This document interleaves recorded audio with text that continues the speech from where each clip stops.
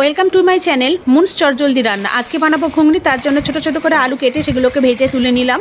নেওয়ার পরে যে তেলটা বাকি ছিল তার মধ্যে দিয়ে দিলাম জিরে, শুকনো লঙ্কা আর তেজপাতা। তার মধ্যে দিয়ে দিলাম আবার রসুন কুচি দিয়ে ভালো করে একটু এদিক ওদিক করে তার মধ্যে পেঁয়াজগুলোকে ঢেলে দিলাম।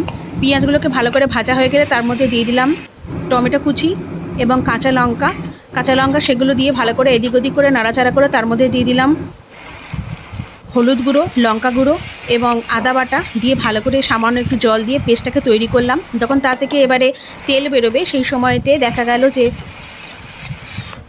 মশলাটা তৈরি হয়ে গেছে। তার মধ্যে ভাজা আলুগুলোকে দিয়ে দিলাম, দিয়ে এদিক ওদিক করে নাড়াচাড়া করে নিলাম। ভালো করে কষে নিয়ে তার মধ্যে আগে থেকে সেদ্ধ করে রাখা মটরগুলোকে দিয়ে দিলাম, দিয়ে সুন্দরভাবে কষে নেব।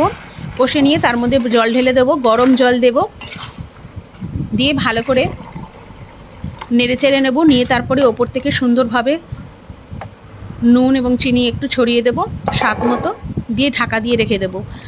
3-4 মিনিট বাদে ঢাকনা খুলে তার মধ্যে সানরাইসের শাহি গরম মশলা দিয়ে দেবো, দিয়ে ভালো করে ফুটিয়ে নিলেই রেডি আমাদের ঘুগনি।